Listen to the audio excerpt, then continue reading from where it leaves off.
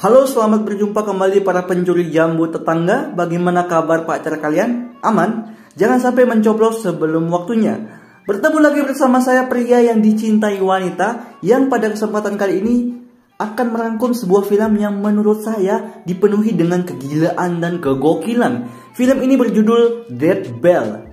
Film ini diperankan oleh selingkuhan saya, yaitu Nam Yuri, dan disutradarai oleh Naoto Fio. Dan tentunya dia sudah banyak menciptakan film-film yang begitu gokil. Dan film ini dirilis pada tahun 2008.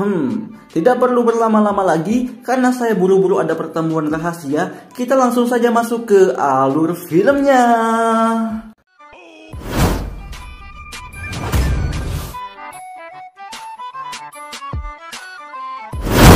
Pada awal film, kita akan melihat beberapa gadis yang berada di sebuah kamar terbangun oleh sebuah alarm.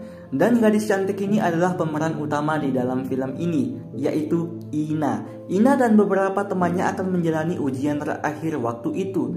Namun, sialnya dia malah head. Aduh, ngeliat darah kayak gitu.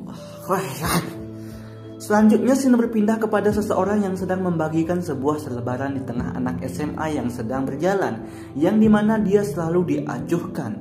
Sebelum ujian dimulai, para guru bersiap-siap untuk menyiapkan kertas soal untuk ujian, yang dimana dua guru ini mempunyai sifat yang berbeda-beda.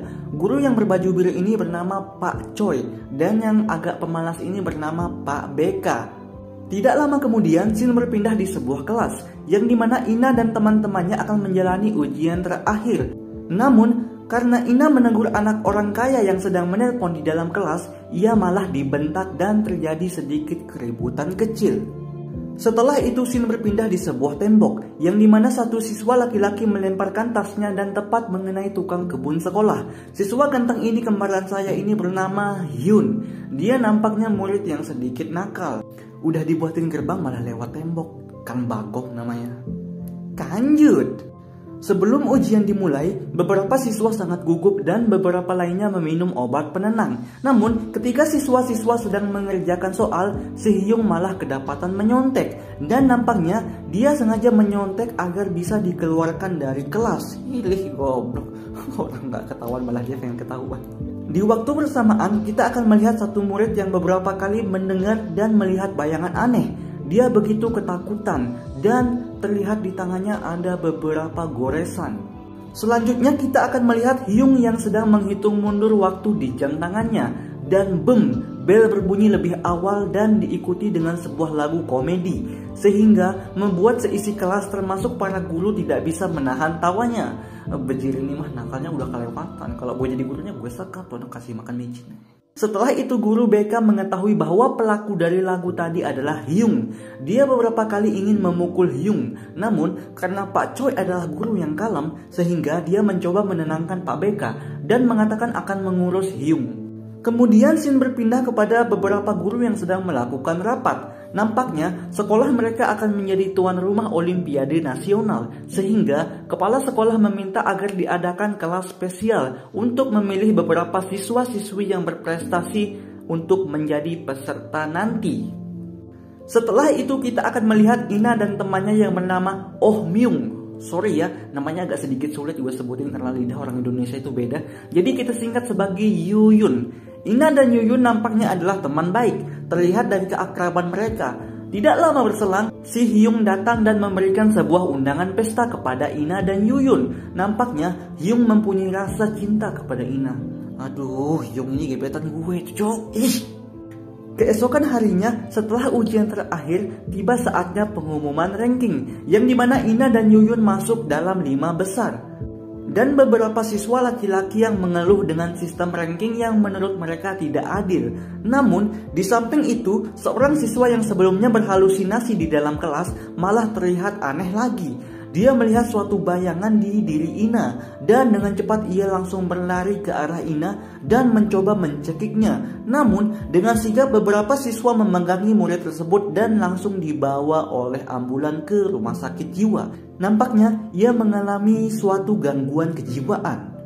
Malamnya, Yuyun mengajak Ina pergi ke sebuah pesta, yang dimana sebelumnya mereka diberikan undangan oleh Hyung. Dan akhirnya, Ina tidak bisa menolak. Ia kabur dari asrama bersama Yuyun melalui sebuah lorong di bawah bangunan. Dan mereka berhasil kabur mengelabui satpam. Namun, ketika seorang satpam sedang berpatroli, dia menemukan seorang laki-laki yang sedang bersembunyi di bawah bangunan.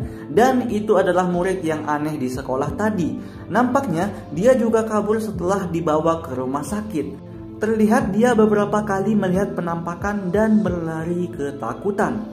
Dan tibalah waktu kelas spesial, yang dimana anak-anak pintar dikumpulkan dan semua telepon genggam mereka juga dikumpulkan di ketua kelas. Namun, ketika akan mulai latihan, terlihat satu siswi yang duduk di depan bernama Hye-yong belum masuk ke kelas.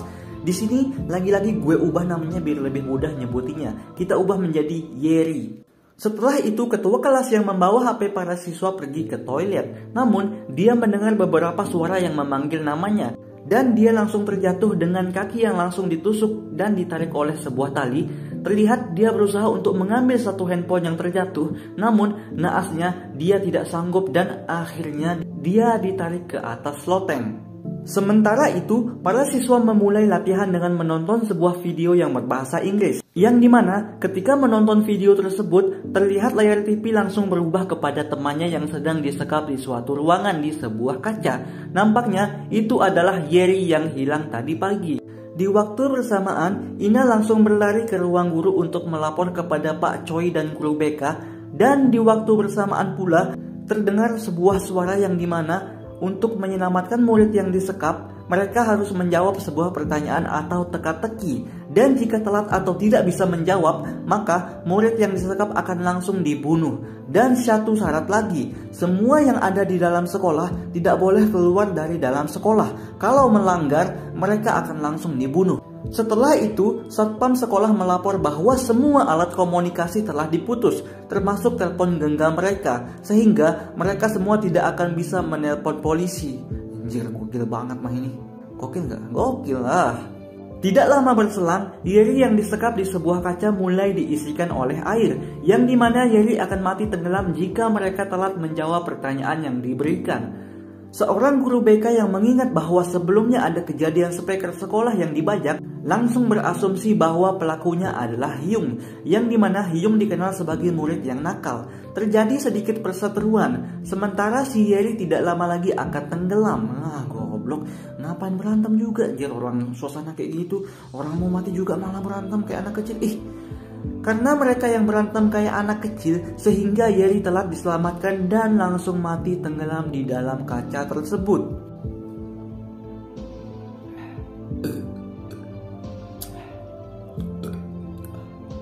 Oke, lanjut. Karena keadaan sudah kacau, guru BK berinisiatif untuk keluar dan menelpon menggunakan telepon umum yang ada di seberang sekolah. Namun, ia diperingatkan oleh Pak Choi bahwa ia tidak boleh keluar. Tapi tidak dihiraukan dan mengatakan dia akan baik-baik saja. Setelah guru BK sudah keluar, beberapa murid juga sangat takut dan ingin keluar dari sekolah. Ketika mereka semua berlari untuk keluar, ketika akan keluar dia menemukan Pak BK yang kembali ke pintu depan dalam keadaan yang berlumuran darah. Nah, mamam tuh, udah diperingatin juga jangan keluar. Keras kepala. Akhirnya beberapa murid yang berniat ingin keluar tadi malah mengurungkan niatnya karena takut dibunuh. Tidak lama berselang, mereka mendapatkan peringatan dan soal kedua, yang dimana sang ketua kelas yang ditarik ke loteng tadi ditusuk beberapa kali untuk mengakui dosa ibunya, sehingga dia mengucapkan kata "ibuku serakah". Kemudian para guru dan murid diarahkan untuk pergi ke auditorium dan menyelesaikan tebak kata yang berkaitan dengan dosa. Namun, nampaknya mereka telat menyelesaikan sehingga sang ketua kelas tadi langsung terjatuh dari atas auditorium dengan berlumuran lelehan lilin. Semua siswa sangat ketakutan dan teriak menangis histeris. Gila banget, di sini banyak yang muntah juga, mungkin bau gitu loh, kayak dipanggang. Ketika keadaan mencekam, salah satu teman mereka kembali hilang, yaitu si Uchi. Di waktu bersamaan, Ina berlari ke ruang kontrol untuk mencari sesuatu ditemani dengan Hyung. Ina berhasil menemukan petunjuk bahwa semua murid yang dibunuh berdasarkan rankingnya. Setelah 3 murid yang hilang tadi, sekarang giliran teman dari Ina yaitu si Yuyun. Karena dia mendapatkan ranking 4, dan Ina mendapatkan ranking 5. Gila gak sih? Siapa yang mau dapat ranking kalau kayak gini? Ina berlari dan langsung menginformasikan petunjuk tersebut kepada gurunya.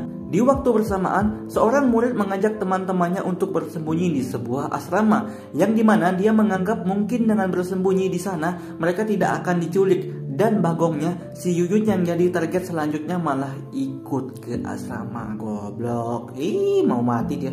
Ina dan Hyung yang kembali di ruang kontrol langsung mencari Yuyun. Namun, Pak Choi mengatakan Yuyun dan beberapa siswa izin pergi ke toilet, yang pada kenyataannya mereka ingin bersembunyi di asrama karena takut diculik.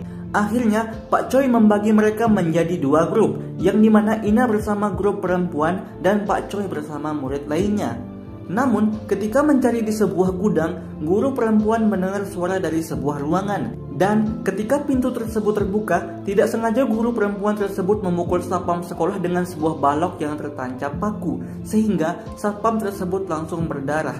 Satpam tersebut beralasan sedang memeriksa kabel telepon yang sedang diputus. Sementara itu, Yuyun yang menjadi target selanjutnya di asrama diteror oleh seseorang. Pintu kamar yang mereka tempati digedor-gedor dan dirusak. Ketika pintu kamar tersebut berhasil dilubangi, salah satu murid laki-laki mulai maju ke depan dan kepalanya langsung ditarik masuk ke lubang pintu tersebut. Keadaan menjadi sangat kacau. Siswi di sana berteriak dan langsung menyalakan lampu. Di sisi lain gedung, Pak Choi melihat lampu di kelas mereka menyala, sehingga mereka langsung berlari ke sana. Dan lagi-lagi mereka menemukan sebuah teka-teki, yang dimana terdapat sebuah huruf yang tertulis di bagian tubuh manusia. Di waktu yang bersamaan, Ina melihat kamar asramanya menyala dan mendengar teriakan dari sana. Dan dengan cepat ia bersama Hyung langsung berlari diikuti oleh guru perempuan dan beberapa murid lainnya. Sampai di sana, keadaan menjadi sangat kacau. Lampu berkedip dan beberapa siswa mencoba ditarik oleh seseorang yang misterius.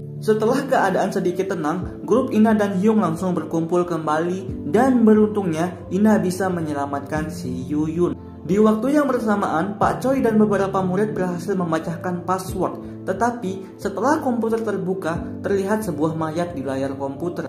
Akhirnya, mereka memutuskan beristirahat dan makan di kantin sekolah. Ina mengingat bahwa setiap kejadian selalu berkaitan dengan Jiwon, yang dimana ia adalah murid yang pintar namun mati terbunuh oleh seseorang yang misterius. Selanjutnya, scene berpindah kepada seorang siswi yang sedang disiksa dan dilanjutkan dengan pelaku yang menyalakan musik di tengah malam yang menandakan mereka akan melakukan pembunuhan lagi. Pak Choi memutuskan untuk keluar dan mencari dalang dari semua ini. Beberapa kali ia dilarang, namun karena ia sudah putus asa, akhirnya dengan terpaksa semua mengizinkannya. Di waktu yang bersamaan, teka-teki di sebuah puzzle diberikan kepada mereka, di mana mereka harus menyusun puzzle tersebut untuk membentuk sebuah kata. Dengan waktu yang terus berjalan, murid yang ditangkap langsung dimasukkan ke dalam mesin cuci. Oh, anjir, gila banget nih psikopat.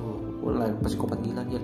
Sementara itu, Ina, Hyung dan guru perempuan mencoba menyelesaikan puzzle tersebut. Dan syukur alhamdulillah, akhirnya mereka menyelesaikan puzzle tersebut. Dan ketika puzzle tersebut tersusun, mereka menemukan sebuah tulisan. Tulisan yang dimana mereka tidak mengerti. Di lain sisi, Pak Choi beberapa kali dikejar oleh seseorang yang misterius. Dan syukurnya, Ina, Hyung dan Pak Choi bertemu kembali. Mereka mendengar bunyi mesin cuci yang dimana mereka langsung membukanya dan terlihat siswi tersebut sudah tewas dengan sayatan di sekujur tubuhnya. Kemudian, Pak Choi menanyakan kepada Hyung bagaimana cara ia membuat musik di sekolah sebelumnya. Hyung menjelaskan bahwa ia hanya mengatur timer dan meletakkan ponselnya di mic sekolah, yang dimana mereka langsung pergi ke ruang kontrol dan mereka berhasil menemukan sebuah ruangan dengan mengikuti kabel penghubung di ruang kontrol.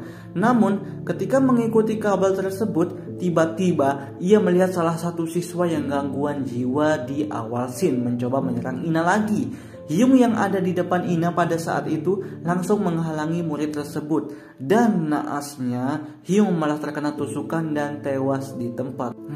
Gue kira bakal hidup sampai akhir. Gak apa-apa lah, yang penting dapat gaji. Lanjut. Sekarang Ina dan Pak Choi menemukan sebuah ruangan tempat semua skenario diatur. Dan terdengar di dalam ruangan suara dari Yuyun yang sedang digantung dengan posisi menghadap ke bawah. Ternyata ketika Yuyun berada di kantin dan semua orang sedang tertidur, Yuyun berhasil diculik. Namun, karena ruangan tersebut juga diberikan password sehingga membutuhkan waktu bagi Ina dan gurunya untuk masuk. Setelah berhasil memecahkan password pintu, Pak Choi dan Ina langsung mencoba membebaskan Yuyun dari sana. Namun, karena ikatan Yuyun yang terlalu atas, sehingga Pak Guru Choi mencari benda yang lebih panjang. Dan sialnya, Yuyun malah ditarik lebih atas lagi. Dan kemudian langsung dijatuhkan dengan kepala yang menghadap ke bawah. Dan akhirnya Yuyun tewas di tempat juga. Di situ terlihat seorang wanita yang menyeramkan yang menjadi dalang semuanya. Namun tatapannya sangat kosong. Pak Choi tanpa pikir panjang langsung naik mengejar wanita tersebut. Dan ketika wanita tersebut akan menusuk Pak Choi dari belakang, dengan sigap ia mencoba menahannya dan berhasil membunuh wanita tersebut. Ternyata wanita tersebut adalah ibu dari Jiwon yang sebelumnya dibunuh 2 tahun lalu oleh orang yang misterius di sekolah itu.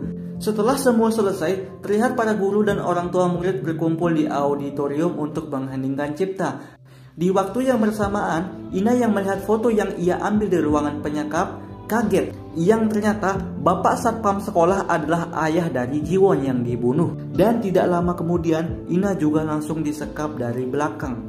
Orang-orang yang berada di auditorium mulai mendengar suara seseorang lagi. Semua orang di auditorium mencium bau gas yang sangat menyengat. Dilanjutkan dengan bapak satpam yaitu ayah dari Jiwon yang langsung menunjukkan rekaman 2 tahun lalu yang dimana anaknya terbunuh oleh pria misterius yang mengenakan rantai kunci yang berbentuk beruang. Jika seseorang itu tidak mengaku, maka dengan terpaksa mereka semua akan diledakkan oleh gas yang sudah dibocorkan sebelumnya. Dan faktanya Pak Choi adalah dalang dari pembunuhan Jiwon 2 tahun lalu, yang dimana 2 tahun lalu sebenarnya Jiwon lah yang harus mendapatkan ranking 1. Namun karena Pak Choi menerima sogokan dari orang tua murid lainnya dan diketahui oleh Jiwon, sehingga Jiwon mengatakan akan melaporkan hal tersebut ke dinas pendidikan. Merasa terancam, Pak Choi dengan tega menghabisi Jiwon dengan mencekiknya. Pak Choi mengamuk dan mengatakan kenapa hanya ia yang salah. Tidak lama kemudian, Pak Choi dipanggil oleh satpam dari belakang dan langsung dipeluk. Ya, dipeluk. Dipeluk dengan sebuah pisau dan dengan beringasnya, ayah dari Jiwon yaitu Pak Satpam menghabisi Pak Choi karena telah membunuh anaknya 2 tahun lalu. Dan di scene akhir kita akan melihat Ina yang berjalan di lorong sekolah dan melihat di layar TV bahwa dirinya lah yang mendapatkan ranking 1. Bukannya senang malah takut Jir. Kalau gitu gue nggak apa-apa juga gak dapat ranking daripada mati begitu Jir. Endingnya sangat-sangat menggelikan. Menggelikan ya. Oke, terima kasih buat kalian yang sudah menyempatkan menonton alur cerita film ini. Sedikit yang bisa gue simpulin dari film ini bahwa Ina di film tersebut adalah gebetan gue. Dan Si Hyung mencoba merebut Ina dari gue sehingga dia harus merasakan kematian lebih awal. Akibat gue yang lapor ke sutradaranya biar Si Hyung mati sebelum ending. Hayu. Oke, udah selesai. Terima kasih udah menonton, subscribe ya. Oke, wassalam.